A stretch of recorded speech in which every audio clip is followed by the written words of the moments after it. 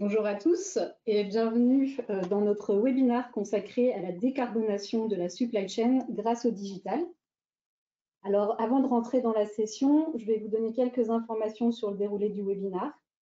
Donc, ce webinaire est enregistré. Vous recevrez le lien après la session. Vous allez aussi pouvoir poser toutes vos questions à nos intervenants dans la partie questions de votre console qui doit se trouver à votre droite. Nous y répondrons à la fin. Et si nous n'avons malheureusement pas le temps de répondre à toutes les questions, nous reviendrons vers vous par email.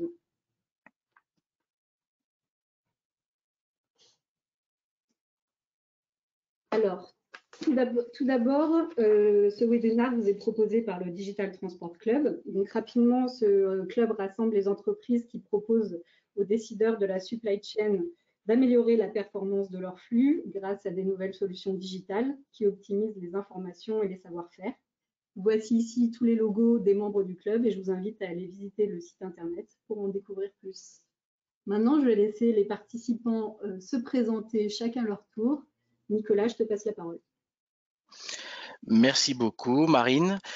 Donc, j'ai le plaisir de co-animer aujourd'hui ce webinaire avec mes camarades du Digital Transport Club,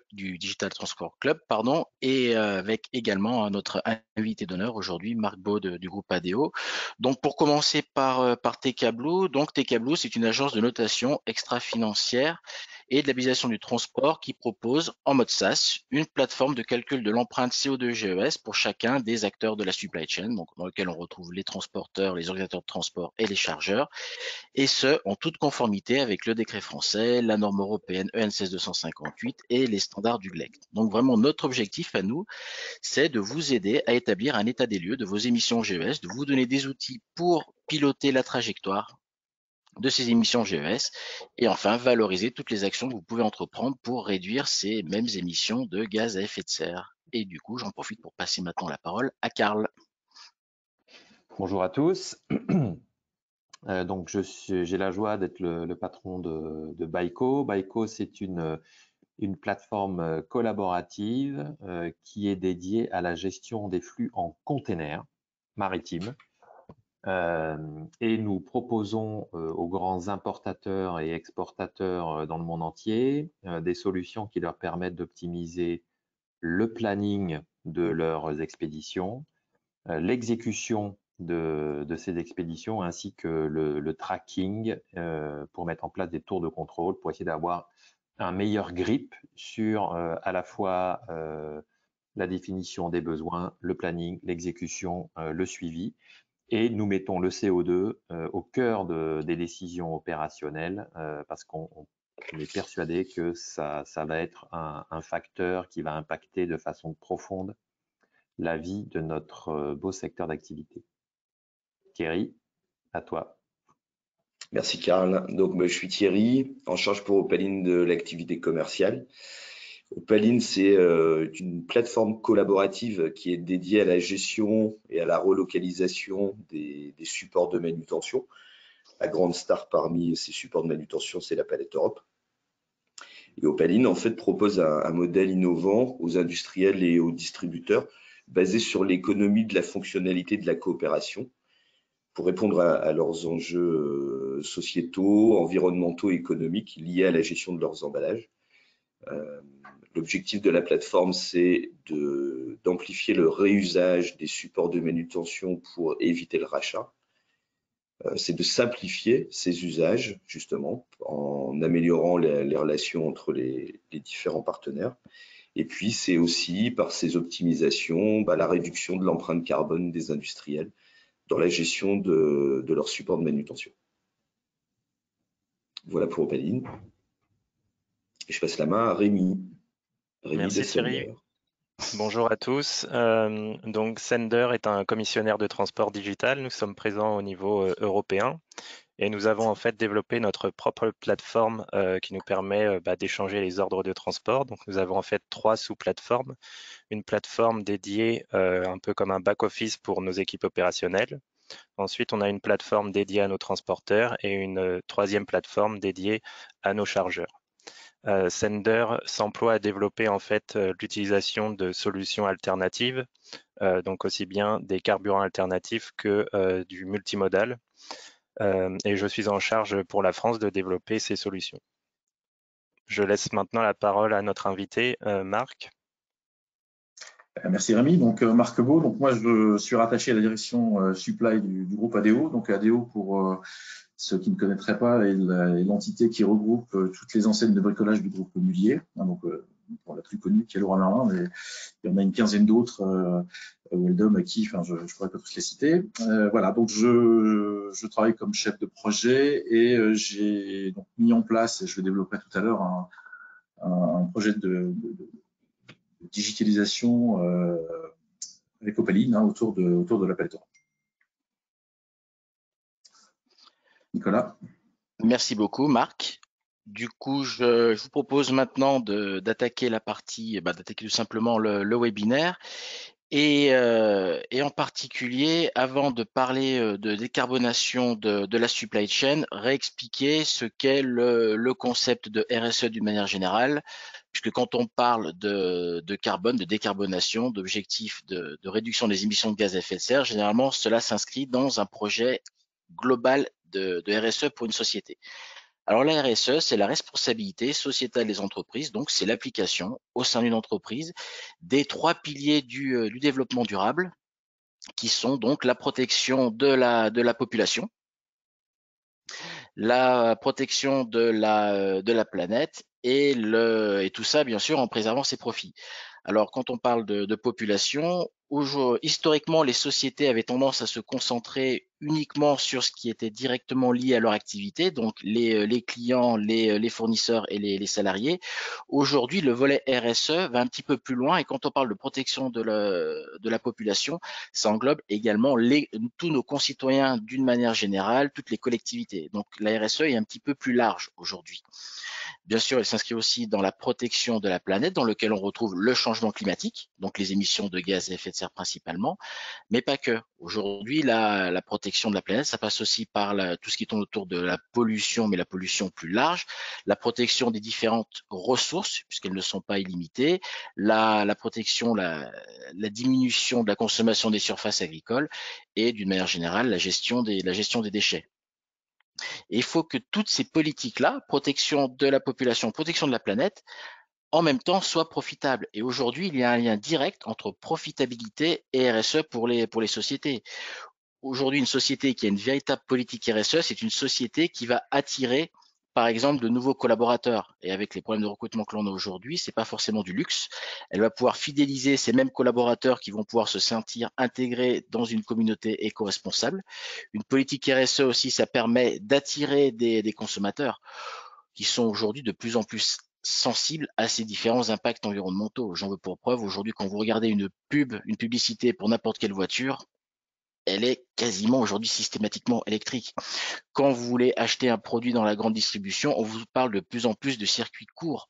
Donc, il y a vraiment une véritable appétence aujourd'hui des consommateurs pour des produits qui sont éco-responsables, donc pour des sociétés qui ont mis en place justement toutes ces politiques. Et enfin, la RSE, elle vise aussi à justement réduire ses consommations de ressources. Si une société qui consomme moins d'eau, moins d'électricité, moins de papier, c'est une société qui va générer plus de bénéfices. L'un des cas les plus frappants, c'est vous prenez un transporteur routier, moins il consomme de gasoil, et plus son compte de résultat s'en trouve amélioré. Donc, si aujourd'hui on parle de responsabilité sociétale, si on prend par exemple le cas de la logistique, les enjeux aujourd'hui de la logistique sont justement à différents niveaux. Le premier, c'est la taille du secteur de la logistique. Aujourd'hui, vous avez 1,8 million de personnes qui travaillent dans ce secteur sur à peu près 141 000 sociétés. Et on estime que d'ici 2025, il faudra créer 500 000 nouveaux emplois pour justement répondre à ces besoins. La logistique, c'est 10% du PIB national, c'est 1 à 25-30% des dépenses des sociétés, ça dépend bien sûr de leur activité, et c'est 13% des émissions de gaz à effet de serre en Europe, liées notamment au transport de marchandises. La logistique, vous la retrouvez aussi par rapport à l'impact qu'elle va avoir vis-à-vis des concitoyens. Forcément, pour transporter des marchandises, on met les bateaux sur l'eau, on met les avions dans l'air, on met les camions sur la route. Donc forcément, nos concitoyens, à un moment donné, vont ressentir ces différents impacts. Mais de l'autre côté, ces mêmes concitoyens sont de plus en plus nombreux à commander par exemple, sur Internet. Les différents événements sanitaires nous l'ont bien montré. Aujourd'hui, le e-commerce, c'est 20% des flux en ville et ça croît de 15% chaque année. Quand vous savez que vous avez à peu près 60% des colis qui contiennent un quart de vide, vous avez là encore un véritable enjeu. Donc, on veut de moins en moins ressentir les effets du transport, mais on est de plus en plus nombreux à vouloir justement consommer sur Internet et donc à générer du transport. Alors la bonne nouvelle quelque part, c'est que vous avez aujourd'hui 87% des consommateurs qui sont intéressés par la possibilité de choisir un mode de transport plus vertueux. 73% qui sont prêts à attendre, 46% retirer leur colis.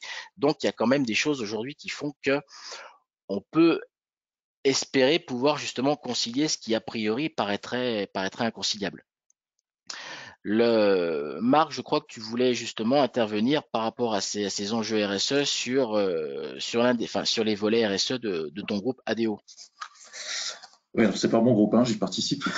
Oui, bien sûr, donc il y a du travail, bien sûr.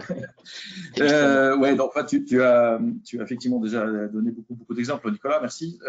En tout cas, nous, la partie sociétale a été un vrai pilier du projet.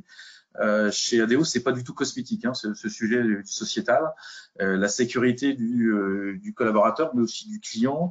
On est en train même de remonter la chaîne et celui du fournisseur. Enfin, on a une vision extrêmement globale de cette sécurité. Donc ça a été un choix important de choisir ce support de manutention qui est la palette Europe, alors qui paraît commune, qui paraît simple. Ceci dit, c'est le seul aujourd'hui, en tout cas en retail, outil standard, normé, qui permet de sécuriser l'ensemble des flux du fournisseur jusqu'au client final. Donc, alors je le développerai un petit peu plus après, mais ce premier pilier est clairement celui du sociétal et de la sécurité. Merci beaucoup, Marc, pour cet éclairage. Et justement, plus un secteur a d'enjeux et a d'impact sur son environnement, au sens large d'ailleurs, plus forcément il va être soumis à une compliance, à une régulation qui va être forcément de plus en plus contraignante. Alors vous avez beaucoup aujourd'hui de lois, de règles ou autres. Si on doit en faire un florilège, on a décidé nous aujourd'hui d'en retenir 4 principales. La première étant la publication obligatoire des émissions de gaz à effet de serre dans le transport. Historiquement, les sociétés, notamment les industriels, devaient se focaliser uniquement sur le calcul des émissions de gaz à effet de serre liées à leur activité par exemple de production ou autre. Et depuis quelque temps, on a intégré aussi toute la partie service dans laquelle, ce qu'on appelle le scope 3, dans lequel on retrouve bien évidemment le transport. Après, vous avez d'autres lois. Vous avez une loi anti-gaspillage. Thierry, si tu veux nous en dire un mot. Effectivement, la loi AGEC, qui est la loi climat également, dont les décrets ont été votés récemment, ce qu'on appelle le décret 3R, qui incite les entreprises au réemploi, au recyclage et à la réduction. C'est ça les 3R. Et l'objectif, c'est le réemploi des emballages. Donc, il y a des décrets qui ont été votés, notamment avec une entrée en application qui va venir très prochainement, début 2025, au 1er janvier, qui va inciter toutes les entreprises à penser à s'engager dans le réemploi de leurs emballages. Quand on parle de réemploi des emballages, il y a l'emballage primaire qui va être l'emballage premier qui emballe le produit. Par exemple, ça peut être le sac plastique autour des céréales, la poche de plastique autour des céréales. Tout de suite derrière, il y a l'emballage secondaire qui va regrouper ces différents emballages primaires pour faciliter le conditionnement. Et puis derrière vient l'emballage tertiaire, qu'on appelle aussi emballage de manutention, dans lequel se trouve la palette, donc notamment la palette Europe. Et donc à partir du 1er janvier 2025, il y aura une éco-contribution à payer aussi par l'industriel pour justement financer les filières de réemploi des emballages. Donc s'ils n'ont pas intégré dès à présent le réusage de leurs emballages dans leur mode de production, mais il va y avoir des impacts financiers à partir de 2025, donc très rapidement. Et jusqu'à terme, en 2030, une interdiction totale pour les industriels d'utiliser des emballages qui ne soient pas recyclables. Donc ça va avoir des impacts forts également sur le mode de fonctionnement en économie circulaire prôné de plus en plus par les consommateurs. Merci beaucoup Thierry. Une autre loi qui nous paraissait relativement intéressante aujourd'hui à développer, c'est la loi IMO qui a subi dernièrement une évolution, qui va en subir une. Donc je vais laisser Karl nous l'expliquer. Oui, alors l'IMO, effectivement, c'est plus lié à la partie maritime et son impact est absolument, c'est incroyable. Hein. Je ne sais pas si on mesure ce que ça va engendrer, mais c'est absolument majeur. Donc il y avait déjà eu une première vague de régulation en 2020 pour limiter les gaz, les combustibles au sulfure dans les bateaux. Donc ça, déjà, c'était une révolution dans l'industrie. Mais alors, l'IMO 2023 va être encore meilleur que l'IMO 2020. Ça va être un très bon cru 2023. Puisque là, donc l'IMO, c'est donc International Maritime Organization. Ils vont obliger les carriers, donc les transporteurs maritimes, à avoir des moyens de transport, des navires qui ont une utilisation du carbone qui va être réduite de 40% par rapport à 2008, et ça avec un objectif 2030. Donc 2030, c'est pas après-demain, c'est pas après-demain, c'est demain. Et donc ça paraît un chiffre en l'air, mais en fait, ça a des implications qui sont absolument colossales. C'est que dès 2023, il y a un certain nombre de navires qui ne pourront plus naviguer dans les conditions historiques de navigation. Ils seront obligés, par exemple, de ralentir, de marcher à vitesse très réduite pour rentrer dans les clous de cette norme IMO 2023. Certains navires vont devoir passer à la casse parce qu'ils ne pourront plus naviguer tout simplement. Donc les implications sont majeures pour les clients, importateurs, exportateurs, parce que ce secteur d'activité, comme tout le monde l'a vu, il y a des prix qui montent de façon absolument colossale parce qu'on est en manque de navires. Et bien, figurez-vous que l'année prochaine, la norme environnementale va faire en sorte qu'il y a des navires qui vont encore être retirés. Donc, il ne faut pas négliger cette norme et l'impact que ça va avoir sur la logistique. Bon, merci beaucoup, Karl. Ça laisse présager encore des difficultés supplémentaires dans le fret maritime. Ça va être sympa pour certains industriels. Non, mais bon, non, mais on est là pour. Ça va être une réalité quand même des années qui viennent. Non, mais on est là pour se dire les choses, hein. D'ailleurs, on parle du maritime, mais il n'y a pas que le maritime non plus qui va être impacté. Rémi, je crois que sur la partie poids lourd, il y a également des choses qui sont en train de se mettre en place. En effet, Nicolas, donc il y a une directive européenne qui est en place et qui prévoit justement pour les manufacturiers, donc les fabricants de camions et d'autocars, de réduire pour leurs véhicules neufs commercialisés d'ici à 2030, de réduire donc les émissions de gaz à effet de serre de 30%, avec un objectif aussi intermédiaire en 2025 de les réduire de 15%. Et aussi, cette directive prévoit quelque chose d'un peu plus contraignant pour eux. En fait, tout simplement d'avoir dans leur mix de produits vendus au moins 2% de camions et d'autocars qui soient des camions en fait zéro émission ou faible émission.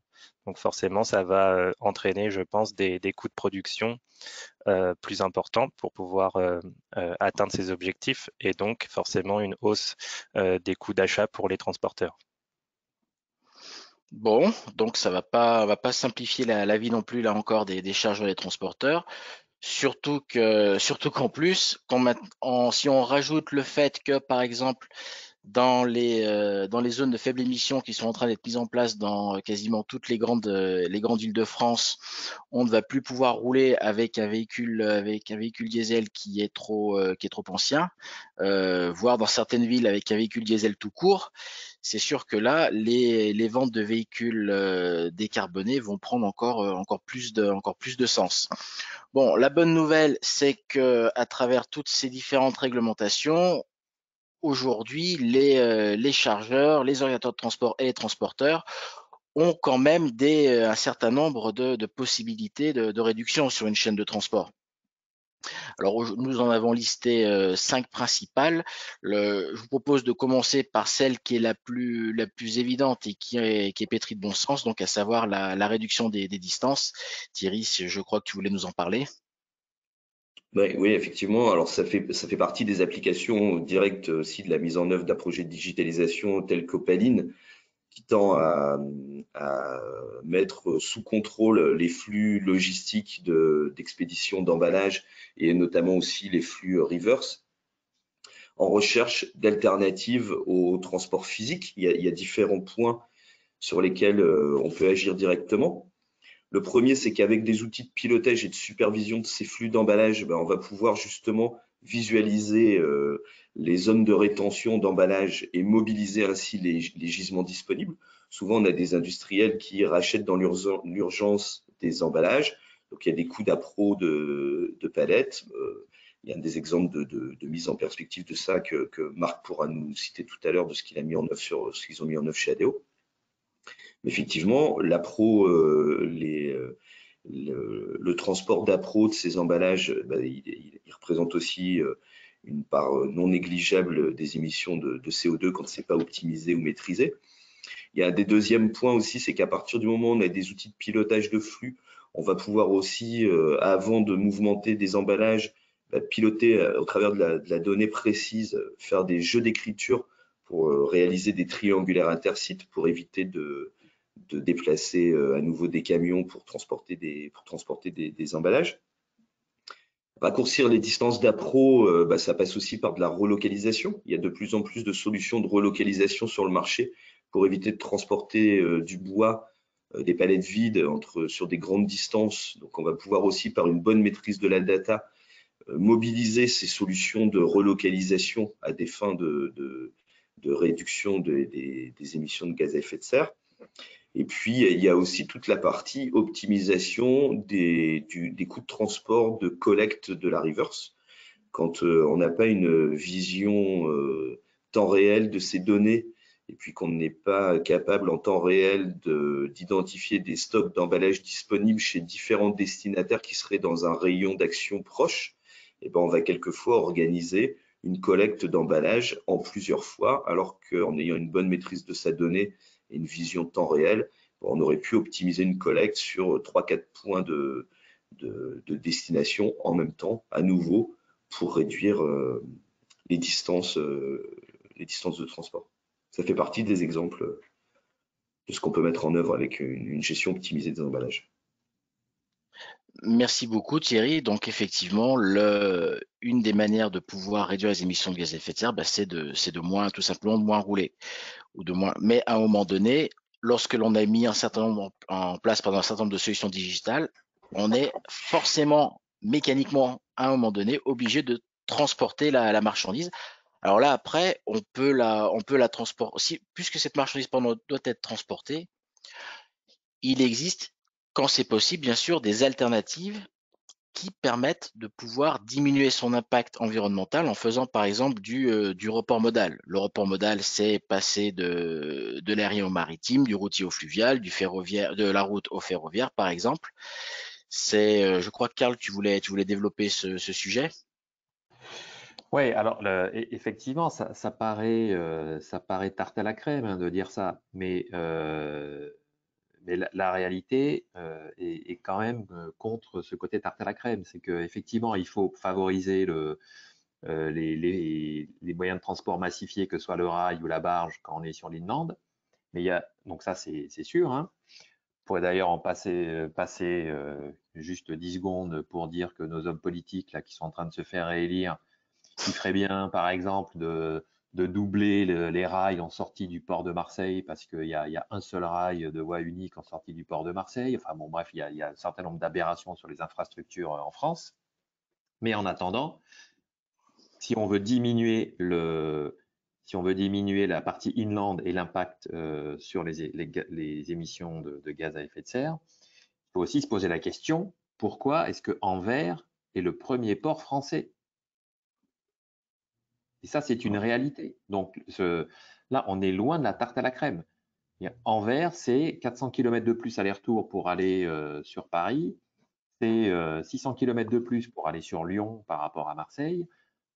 Ça, c'est une réalité sur laquelle on peut travailler. Enfin, il n'y a pas de fatalité à conserver des approvisionnements de gros bassins de consommation Paris et Lyon par des ports qui sont loin d'être optimisés. Donc, on est sur des actions ultra pragmatiques qu'on peut mettre en œuvre et qui diminuent de façon sensible les émissions de gaz à effet de serre.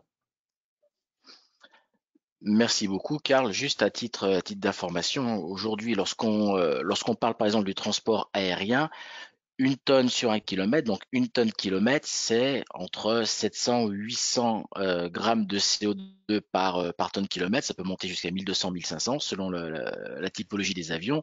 Lorsque l'on parle du maritime, on prend un porte-conteneur, par exemple aujourd'hui 20 ou 22 000 équivalents 20 pieds, on est à 5, 6, 7, 8 grammes de CO2 par tonne kilomètre. Donc vous avez un ratio qui est monstrueux entre par exemple l'aérien et le maritime. Pareil dans le cadre du routier, un ensemble articulé de 44 tonnes, ça émet 50, 60, 70 grammes de CO2 par tonne kilomètre. Quand vous avez le ferroviaire électrique en France, qui lui va émettre 4-5 grammes de CO2 par tonne kilomètre. Donc là, vous avez vraiment aujourd'hui des gisements, bien sûr, quand c'est possible. Mais vous ne pourrez pas faire de fluvial directement si votre usine, par exemple, n'est pas à côté d'un canal ou n'est pas embranchée d'un point de vue ferroviaire. Donc, à un moment donné, une autre aussi alternative, c'est lorsqu'on ne peut pas faire forcément du report modal, en tout cas pas comme on voudrait, c'est pouvoir changer de motorisation. Et là, Rémi va justement concrètement nous en parler. Voilà, tout à fait. Donc, il y a déjà en fait quelques biocarburants, du biodiesel qui existent, notamment le HVO, qui va vous permettre en fait de réduire les émissions de CO2 de l'ordre de 90% quand on regarde un cycle du puits à la roue. Donc, en fait, du puits à la roue, ça veut dire de la production de ce carburant-là jusqu'à son utilisation dans un camion. Et justement, quand on s'intéresse un peu à ce cycle du puits à la roue, on peut voir qu'en fait, par exemple, au niveau de l'électrique, ça va fortement impacter aussi les émissions de CO2 de ces véhicules électriques. Donc, on a un peu, comment dire, quelques slides à vous montrer là-dessus, justement. Donc, on pourrait en fait se sentir coupable de rouler au diesel, mais en fait, ça va forcément dépendre de comment est produite l'électricité. Et on a fait une étude interne chez Sender qui montre en fait que l'électricité va surtout dépendre de comment elle est produite. Et ça va forcément impacter en fait les émissions du véhicule électrique quand on va regarder le cycle du puits à la roue. Par exemple, pour la France, où notre parc électrique s'appuie fortement sur le nucléaire, on va pouvoir atteindre des niveaux de réduction vraiment très très intéressants, donc de l'ordre de 92% par rapport à l'utilisation d'un camion diesel fossile classique.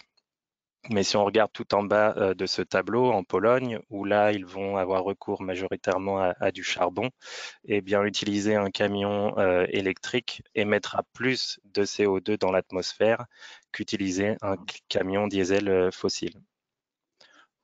Voilà, donc ce sont vraiment des critères aussi à prendre en compte. Et le dernier point, ça va être l'amélioration des technologies et de la formation chez les transporteurs. Et là, je crois que Nicolas peut rajouter quelques informations là-dessus.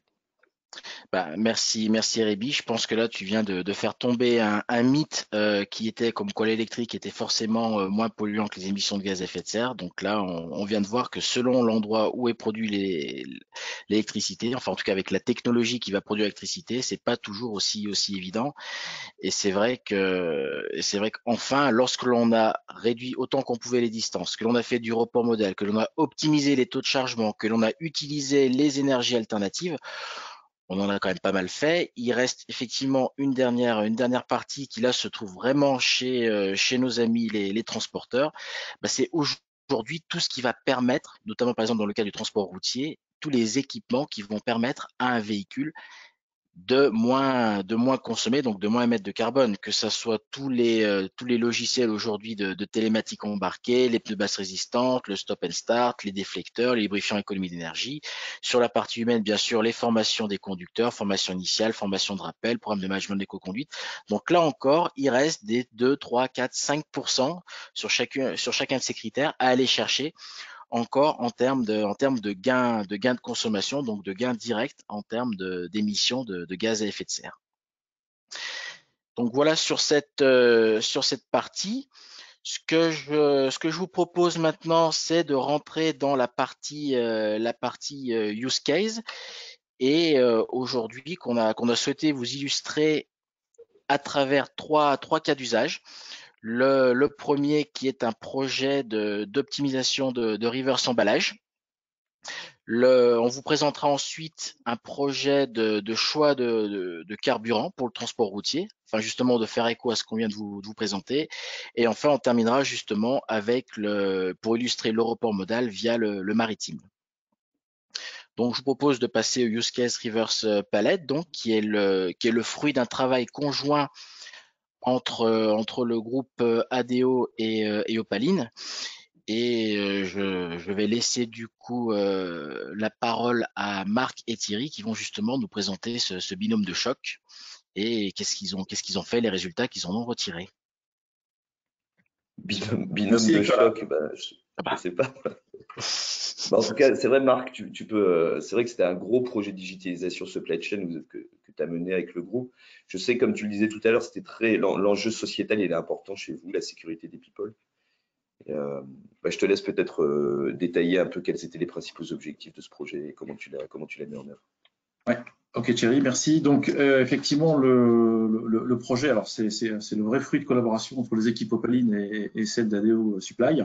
On a monté ce projet, on a démarré ça mi-2020 et on a mis presque 18 mois pour implémenter toute la solution. Alors pourquoi 18 mois? Ce projet il a été bâti à l'échelle européenne, hein, donc ADO Supply aujourd'hui c'est 2 entrepôts continentaux, c'est une quinzaine d'entrepôts nationaux et une petite dizaine d'entrepôts régionaux et locaux, hein, donc c'est une grosse machine supply. Et on a évidemment derrière presque 500 magasins intégrés dans la chaîne, hein. Donc c'est beaucoup de points de chute, beaucoup d'outils supply et beaucoup d'intervenants. Donc ça a été aussi en interne un gros sujet collaboratif, hein, c'est de mettre en phase toutes les supply chains des pays, hein, pour avancer en même temps. Donc je dis 18 mois pour intégrer la totalité du projet. Donc ce projet, je le disais tout à l'heure, hein, il était bâti sur trois grands piliers. Le premier, je l'ai un peu développé, qui était celui du sociétal, donc d'harmoniser les supports. Enfin, déjà, on a réduit considérablement le nombre de supports et on a posé une règle claire qui est d'interdire la palette perdue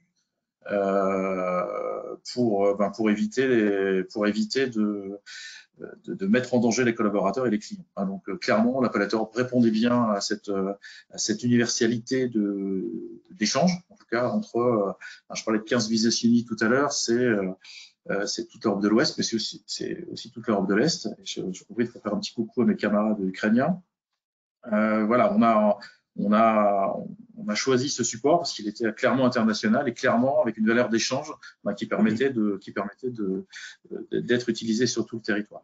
Donc, sécurisation. Avant ça, tu étais en palette perdue, hein, c'est ça? Oui, on était en one way, hein, donc on parlera des dimensions économiques juste après, mais c'est clair que on a fait ce changement majeur en commençant par nos entrepôts continentaux, hein, de commencer à pousser les flux avec la palette Europe et amorcer la pompe avec des centaines de milliers. Là, on parle pour 2022 de plus de 600 000 palettes Europe, hein, qui vont être injectées et échangées dans le réseau. Voilà, donc ça c'est le pilier sociétal. Sur le second pilier qui est le pilier environnemental, donc on parlait de one way tout à l'heure, hein, donc on a quand même pendant des années tué des forêts, hein, donc là on s'est dit on arrête ça et il faut clairement participer à l'effort commun et utiliser des palettes recyclables. Thierry, tu en parlais tout à l'heure, hein, l'organisation de transport, hein, ça nous a permis de réfléchir à l'échelle du groupe à comment on organisait la reverse et comment on pouvait finalement relocaliser les palettes en étant un petit peu plus malin. Et l'outil Opaline répondait bien à ça, hein, donc à pouvoir trianguler les différents entrepôts et les magasins et de pouvoir relocaliser les palettes là où elles étaient nécessaires. Hein, donc on ne considère pas aujourd'hui dans le réseau que c'est celui qui émet qui reçoit les palettes. Non, on utilise le système pour pouvoir relocaliser là où c'est le plus pertinent et là où on fera le moins de kilomètres. Donc sociétal, environnemental, et le troisième évidemment il est économique. Ça évidemment fait partie de la balance globale. Hein, donc aujourd'hui, c'est déjà paru dans la presse. Hein, on a déjà fait l'économie sur le dernier exercice de près d'1 million d'euros. Donc en arrêtant d'acheter de la palette perdue et en utilisant des poules de palettes en reverse. Hein, donc nous en fait on se sert d'Opaline aussi. Alors on ne fait pas que de l'échange en tant que tel. C'est-à-dire qu'aujourd'hui, 40 ou 45% des flux sont échangés, le reste est vendu au BU. Hein, mais on se sert donc de l'outil pour faire de la comptabilisation et de la localisation précise de là où sont nos palettes.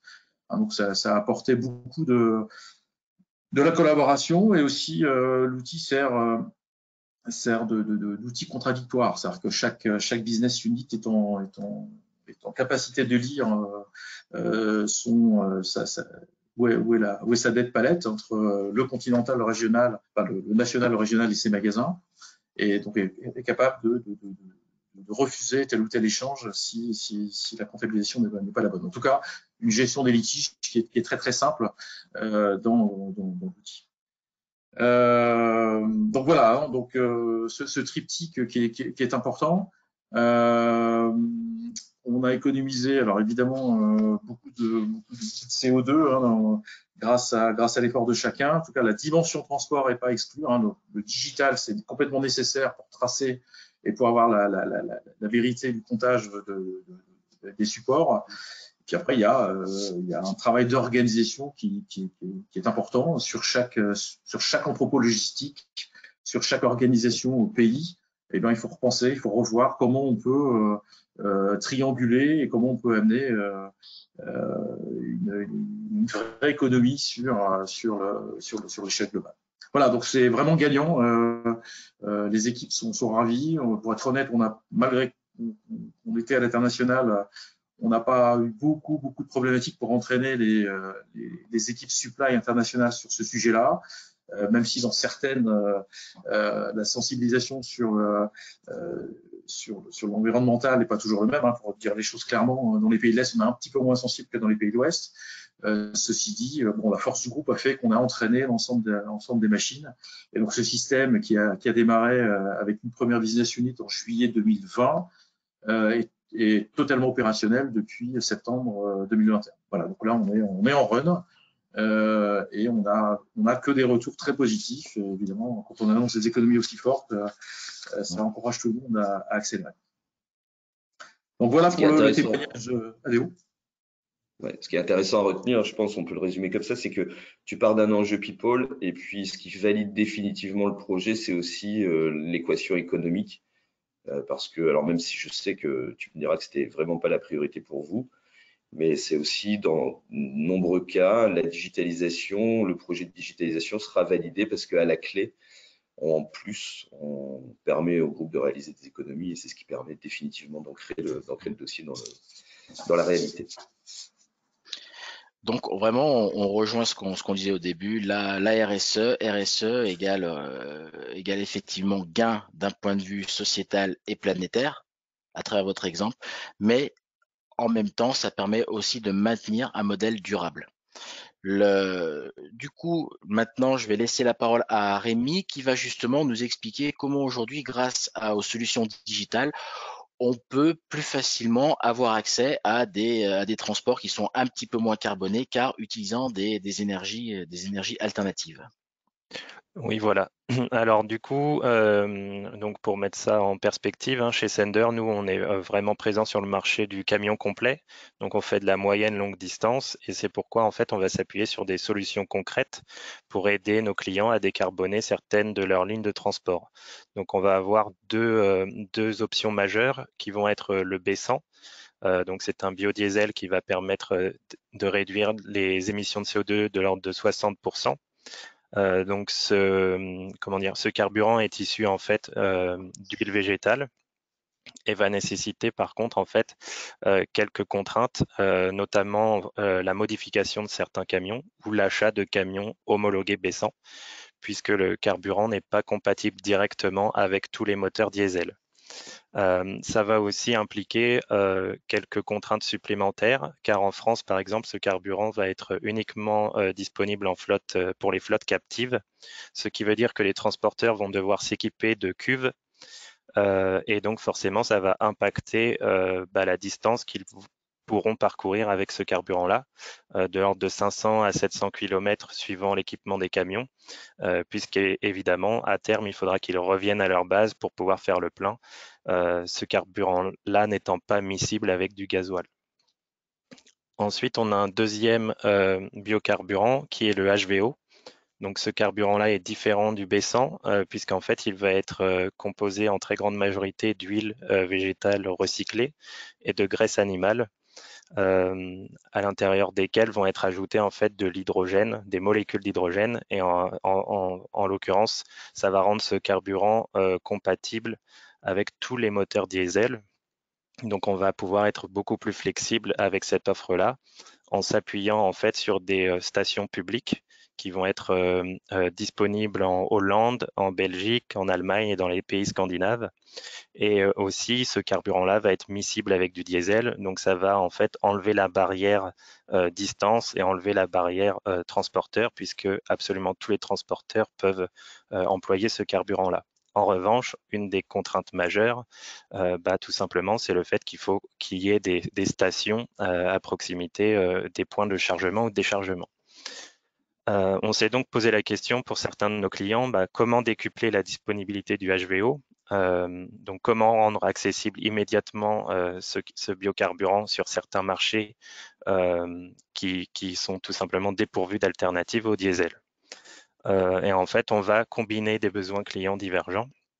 Donc on a créé un troisième produit qui est en fait qui s'appuie sur le HVO tout simplement, qu'on a nommé HVO Flex. Donc en fait, le HVO Flex va nous permettre de proposer à tous nos clients de décarboner leur ligne de transport quand une solution concrète n'est pas disponible.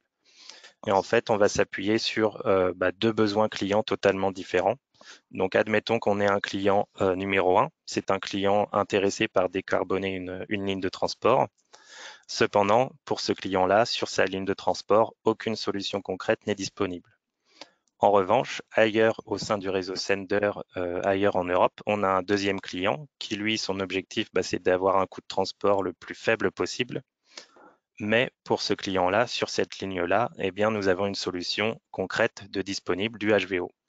En fait, nous avons notre propre algorithme qui va nous permettre d'évaluer le nombre de litres utilisés pour réaliser un transport et qui va nous permettre aussi de calculer les émissions de CO2 associées, qui va nous permettre de savoir en fait, pour le client numéro 1, combien de litres vont être nécessaires à réaliser ce transport.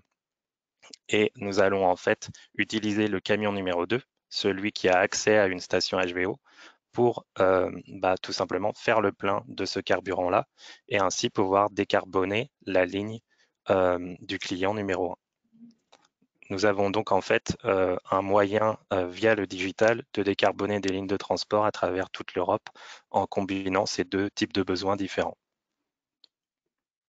Parfait, merci beaucoup Rémi.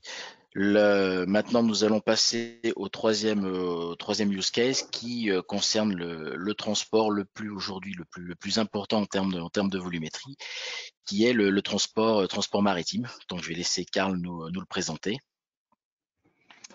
Merci Nicolas. Donc dans le transport maritime, il faut savoir qu'il y a donc une fois qu'on a choisi le bon port d'arrivée, qu'on a optimisé son routing, même au sein d'un même couple, port de départ, port d'arrivée, entre un navire qui avance à vitesse réduite et qui est de grande capacité et un petit navire qui avance full speed, il y a un rapport de 1 à 10 en termes d'émissions de CO2. Donc en fait, le choix du navire devient un facteur absolument crucial de maîtrise de son empreinte carbone.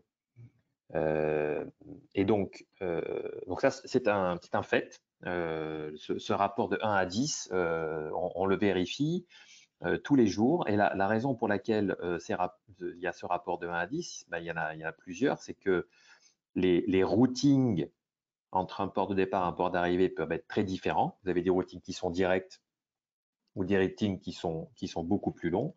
Les vitesses entre les différents services des compagnies maritimes sont très, très différentes. Et donc, la différenciation navire par navire est absolument fondamentale. Donc, le choix du navire devient un élément crucial de la stratégie de maîtrise de son CO2. Donc, ce que l'on a mis en œuvre chez ByCo, pour prendre ça en compte, c'est qu'au moment où vous allez passer votre booking maritime, donc c'est là où vous réservez votre place sur un bateau, on va vous mettre à disposition une série de critères qui vont faciliter la mise en évidence du meilleur choix, du meilleur navire pour un chargeur. Donc, dans les critères historiques, on avait les coûts, bien entendu. On avait l'ETA, donc Estimated Time of Arrival. Ça correspondait aux besoins d'approvisionnement des entrepôts en termes de timing. On a les retards moyens de chacun des transporteurs maritimes. On a les allocations qui sont données à telle ou telle compagnie maritime. Ça, ce sont les critères classiques, historiques, qu'on a connus dans l'industrie depuis des années et des années, qui sont déjà assez compliqués à réaliser. C'est déjà un petit cauchemar d'arriver à maîtriser ses coûts, ses allocations, ses délais d'approvisionnement. Et maintenant, vient se rajouter le CO2.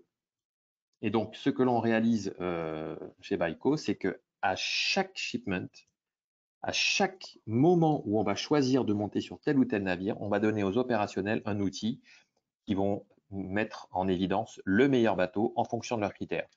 Et donc, si vous voulez donner une pondération plus importante au CO2 ou au coût ou au timing d'arrivée ou aux allocations, vous pouvez le faire. Mais en attendant, ça permet de mettre en évidence le CO2 comme un critère de décision opérationnelle au quotidien. Donc ça, c'est fondamental. Et au-delà de la mise en place de cet outil, ça veut aussi dire que on ne peut plus en tout cas laisser la main à un externe ou sous-traiter la décision de choix du navire en ayant les yeux fermés sur ce processus, si on veut véritablement maîtriser les émissions de gaz à effet de serre dans le maritime. Il faut prendre la main sur la décision du navire, il faut prendre la main sur le booking maritime. Et une fois qu'on a pris ces décisions, bien entendu, on est en mesure de mettre en place des reportings sur les émissions de gaz à effet de serre par ligne, par POL, par POD, par carrière, par timing. Et ça, c'est fondamental pour identifier quels sont les puits de CO2 au sein d'un schéma logistique. Et il n'est pas évident que les endroits où on consomme le plus de CO2, ce soient les flux majeurs. On a parfois des surprises. On se rend compte que les émissions majeures de CO2 sont sur des petits flux et on ne fait pas attention parce que ce sont des petits flux. Mais en attendant, ces petits flux sont faits par des petits navires qui consomment 10 fois plus que des gros navires sur des flux classiques. Donc, ces reportings sont fondamentaux pour avoir vraiment un grip complet sur la performance CO2 dans le shipping. Je pourrais en parler des heures, je m'arrête là parce que le temps tourne. Merci beaucoup, Karl. Donc, vous avez vu une illustration concrète hein, sur trois solutions digitales qui peuvent aujourd'hui vous aider à décarboner votre supply chain. Donc, pour dernière partie de ce webinaire, on vous propose un questionnaire, un sondage. Et je vais laisser Rémi qui aura le plaisir de vous présenter justement ce sondage aujourd'hui sur quels sont les gains qui peuvent vous apporter la digitalisation de votre stratégie RSE. Rémi. Voilà, merci Nicolas. Donc tout d'abord, la question, ça va être quel gain peut apporter la digitalisation à votre stratégie RSE. Nous allons vous demander en fait de sélectionner 2 réponses principales et de vous tenir justement à ces 2 réponses pour avoir quand même des réponses assez variées. Donc vous allez avoir 5 réponses au total possibles. La première qui va être, cela va vous permettre de mobiliser les différentes parties prenantes autour de la politique RSE, donc vos salariés, les actionnaires, les clients, peut-être aussi les fournisseurs. La deuxième réponse possible, ça va vous permettre d'avoir un gain économique, tout simplement. La troisième réponse, on sera plus sur un gain opérationnel et organisationnel. La quatrième, tout simplement en lien avec la compliance, comme on disait au début du webinaire, répondre à ses obligations réglementaires. Et enfin, la cinquième et dernière réponse, qui peut être une réponse valable quand même, satisfaire les exigences de la direction générale et de la direction RSE. Voilà, donc nous allons passer au sondage. Vous allez avoir donc à peu près 20 à 30 secondes pour répondre aux 5 questions. Donc encore une fois, merci de ne sélectionner que 2 réponses au maximum. Merci beaucoup Rémi. Donc là, on vous laisse quelques secondes pour pouvoir répondre. Hein. Donc encore une fois, ça peut être pour pouvoir promouvoir la politique RSE auprès des différentes parties prenantes, les consommateurs, les directions, l'État, etc. Les bénéfices économiques, c'est toujours important, hein, les bénéfices économiques, les gains opérationnels aussi. Être compliant aujourd'hui, c'est quand même très important. Et enfin, on a tous une direction, et c'est vrai que des fois, on se retrouve un petit peu dépourvu lorsqu'on a un certain nombre de demandes de la part de cette direction sur ces sujets RSE. Donc, être aujourd'hui en capacité de pouvoir satisfaire sa direction générale grâce aux différents outils digitaux qui existent aujourd'hui, ça peut effectivement apporter beaucoup de valeur. Donc, je vous propose maintenant de voir le résultat du sondage. Donc, en premier, vous avez souhaité mettre en avant le fait de pouvoir promouvoir la politique RSE auprès des parties prenantes. Rémi, qu'est-ce que tu penses de cette réponse?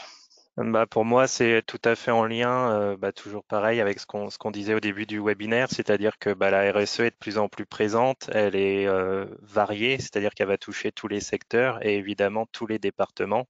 Et la supply chain n'est pas épargnée, on peut le voir clairement ici avec un net avantage pour cette réponse. Bon, merci Rémi. Je pense que Karl, tu seras sensible au fait de pouvoir obtenir des bénéfices économiques à travers la digitalisation de sa stratégie RSE. Oui, bien évidemment, c'est comme on l'a évoqué avec Marc là dans le cas de l'optimisation des palettes, c'est certain que quand on arrive à mettre en parallèle un projet de réduction de gaz à effet de serre et un projet économique, c'est sûr qu'on prend pas beaucoup de risques à pousser ce genre de projet en interne dans un groupe. Et heureusement, il y a beaucoup de choses qui vont dans ce sens-là. Et il faut bien entendu commencer par ce genre de projet qui allie à la fois des impératifs économiques et des impératifs écologiques. Quand on parle de trianguler des transports terrestres pour limiter le transport à vide, on gagne de l'argent. Quand on parle de trianguler, enfin de limiter d'optimiser l'utilisation des palettes, on gagne de l'argent. Quand on parle de maximiser le taux de remplissage des camions ou des containers, on gagne de l'argent. Quand on vient diminuer le transport inland et qu'on maximise le transport maritime, on gagne de l'argent. Et ça, je pense que ces projets-là doivent être prioritaires et heureusement, il y en a beaucoup à mettre en œuvre à très court terme qui allient à la fois le côté économique et écologique. Je pense que l'écologie rentrera véritablement de manière forte dans l'état d'esprit de l'ensemble des décideurs quand on aura véritablement une priorité qui sera donnée à l'écologie par rapport à l'économique. Mais en attendant, je pense qu'il y a déjà tellement à faire pour lancer des projets qui sont à la fois bons pour la planète et bons pour le portefeuille qu'il ne faut pas s'en priver. Tout à fait, Karl, c'est sûr. Et en plus, qui dit bénéfice économique, dit aujourd'hui, si on peut gagner de l'argent et qu'en plus, on peut réaliser des gains opérationnels, comme par exemple ne pas traîner des palettes partout en France, mais pouvoir les mettre dans certains endroits de manière très très précise. Je pense que là, c'est encore mieux. Thierry, je pense que sur le gain opérationnel, celle-là, elle est très clairement pour toi, hein. Ouais.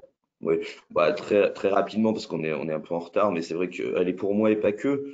Quand on parle RSE, on parle environnement et on parle sociétal et on adresse tous ces sujets-là avec des plateformes de collaboration. Donc, on met en relation les partenaires entre eux et ça permet vraiment des gains opérationnels. Ça permet d'être plus réactif, ça permet de mieux anticiper, ça permet de diminuer les temps de traitement pour éviter dans le mode traditionnel de fonctionnement en silo où on s'échange de l'information a posteriori, l'échange d'informations en temps réel permet ces gains de temps de traitement importants.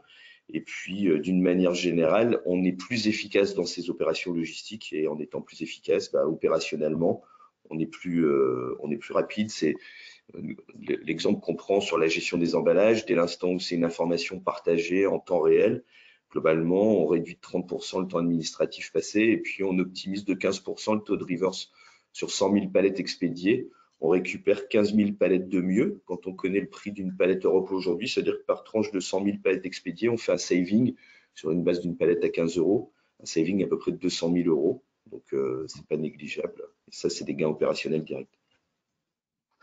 Merci Thierry. Et puis enfin, la partie réglementaire. Alors, à prendre aujourd'hui avec des pincettes, le réglementaire, toutes les sociétés n'ont pas une obligation extrêmement précise par rapport au calcul des émissions de gaz à effet de serre. Ça dépend de la taille, ça dépend du pays aussi, ça dépend d'un certain nombre de choses. Mais d'une manière générale, lorsque l'on veut décarboner sa supply chain, la première chose à faire, c'est déjà savoir d'où on part, connaître les émissions de gaz à effet de serre à l'instant T. Après, vous pouvez mettre en place un certain nombre de projets avec tous mes petits camarades aujourd'hui et ils seront extrêmement efficaces. Et après, pouvoir valoriser, dire concrètement, voilà d'où je suis parti, voilà où je souhaite aller et voilà où je suis réellement, me paraît là encore indispensable. C'est comme quand on fait un régime. Faire un régime sans commencer par passer sur la balance, c'est pas toujours évident. Donc là encore, la mesure permet non seulement d'être compliant, mais surtout et avant tout de savoir d'où on part et où est-ce que l'on souhaite aller. Je vous propose maintenant. On a une question. Ah, on a une question. On a plusieurs j'allais justement y venir, donc c'est super. Allons-y. Oui, Nicolas, est-ce que du coup, oui, je voulais quand même un petit peu passer aux questions. C'est vrai que le temps presse, tout à fait. malheureusement, on n'a plus beaucoup de temps. Je me permets, oui, pour pas qu'il y ait de déception, de poser les questions qui nous ont été posées. Donc la première, comment incluez-vous l'impact GES des solutions numériques dans l'équation de réduction? C'est une première question qui nous a été posée.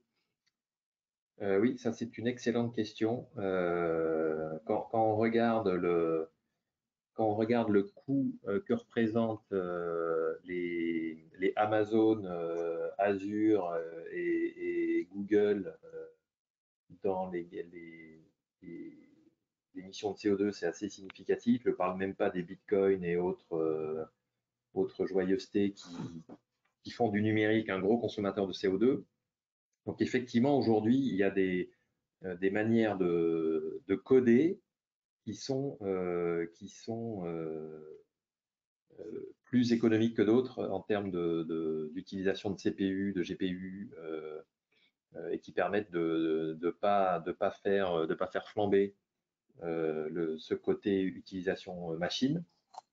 Mais ce qui est certain, c'est que tant qu'on met en place des solutions digitales qui permettent d'avoir un impact concret sur du transport, par exemple, je pense que les facteurs n'ont absolument rien à voir. Si on fait le gain entre ce que coûtent d'un point de vue technologique les solutions d'Opaline, de Sender ou de Baiko par rapport à ce que ça fait gagner, je pense qu'on est largement positif. Par contre, faire du Bitcoin, on peut se poser la question, est-ce qu'on a vraiment besoin de faire du Bitcoin pour vivre, sachant que les fermes de Bitcoin consomment à peu près en termes d'énergie la même chose que la ville de Bruxelles? C'est une question. Une autre question? Oui, alors on avait une question aussi sur les aides qui étaient mises en place pour justement équiper tout ce qui est par exemple flotte de véhicules qui répondent aux nouveaux critères en fait écologiques. Alors effectivement, aujourd'hui en France, vous avez ce qu'on appelle le dispositif des certificats d'économie d'énergie, qui est un système qui fait que les obligés, donc les fournisseurs d'énergie, doivent décarboner leur activité. Donc pour ce faire, rachètent ce qu'on appelle des certificats d'économie d'énergie auprès des personnes qui vont en générer. Et donc pour générer des certificats d'économie d'énergie, dans le cas notamment par exemple du transport routier, vous avez des équipements qui sont éligibles. Vous achetez par exemple de la télématique embarquée, vous équipez un véhicule, un ensemble articulé de cette télématique embarquée, vous allez pouvoir avoir un certain nombre de kilowatts Qmax, c'est l'unité, et grosso modo, vous pouvez espérer financer de un quart à un tiers à peu près l'achat de votre télématique embarquée, par exemple. Il existe des systèmes similaires aussi mais là on sort un petit peu du digital, sur les parties pneus basse résistance, lubrifiant, économie d'énergie. Mais donc voilà, aujourd'hui, vous avez un certain nombre d'équipements, notamment dans le cas du transport routier, qui sont éligibles à ces certificats d'économie d'énergie. Et donc, ils vont être rachetés. Les kilowatts Qmax générés vont être achetés par les obligés. C'est quelque part une forme d'aide. Voilà, il y a aussi un autre aspect, par exemple, quand on regarde sur tout ce qui va être véhicule au B100, donc le premier type de biocarburant, on va avoir des véhicules neufs qui vont être vendus en B100 irréversible. Donc ça veut dire que ces véhicules ne pourront rouler que avec du B100 et jamais avec du diesel fossile.